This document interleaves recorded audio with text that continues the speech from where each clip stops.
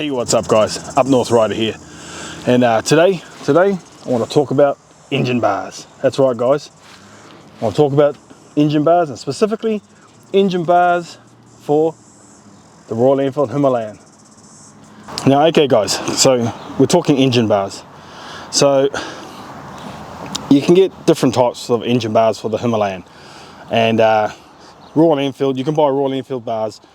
You can get small bars and large bars, and these bars are the large bars because they stick out a fair way from the engine. The other bars, the small bars, they hug the engine, you know, they're right in close.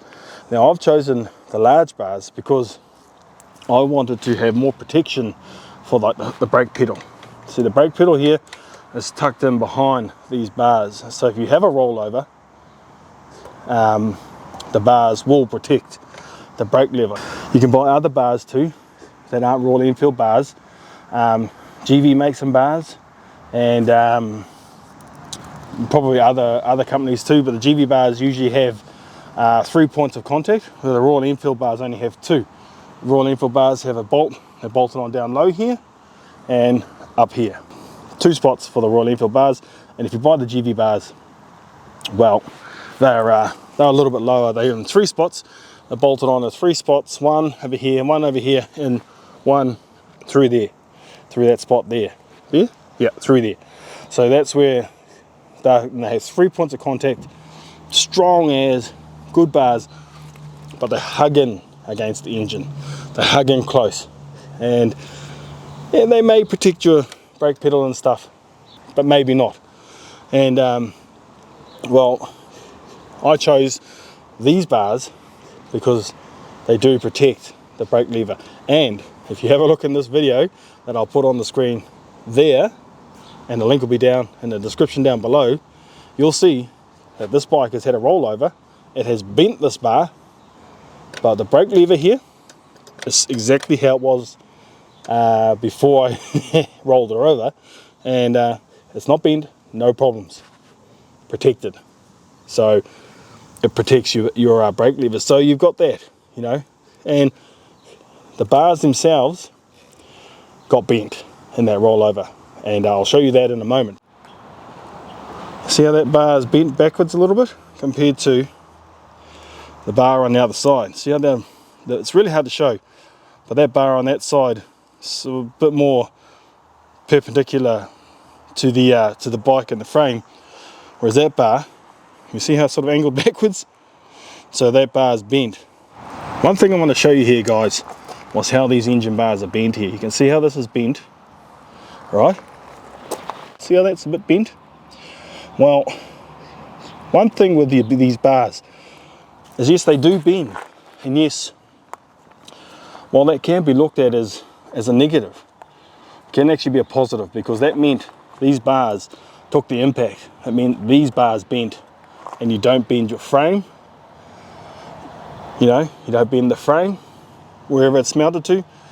So the bars actually are the sacrificial item, because these bars are cheap compared to this frame here. So yeah guys, so you know, when you're choosing engine bars for your Himalayan, you gotta ask yourself what you want to do with it.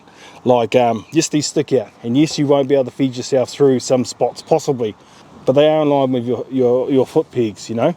So if you can't get these bars through, then you're not going to get your foot pegs through, and if you've got panniers on, you won't get them through either. So it's 6 1/2 dozen, you know. So that's why I chose the bigger bars. But I'll also show you why I chose the bigger bars. And I chose these bars because they poke out a bit further from the bike. They protect you from sticks and stuff like that will come through. And I'll show you what I mean right now. I've employed the use of one of my boots, my Alpine Stars boots, to show you where your foot position is. And let's introduce Mr. Stick. So the stick can come along, and if you're riding along, might miss everything, bang, you see that? The bars can hit the stick, the stick can hit the bars and flick away and miss your leg, hopefully. So yeah, that was one of the reasons why I chose to get these bigger bars, was for this very reason, because I knew I was going to be riding on some tracks, some forestry tracks and that sort of thing, where there's highly likely going to be sticks poking out. One thing you've got to consider when you're buying engine bars is what and where and how you're going to use them. Like me, I brought the bigger bars for slower speed maneuvers, maybe rolling over while you're near standstill, and at lower speeds.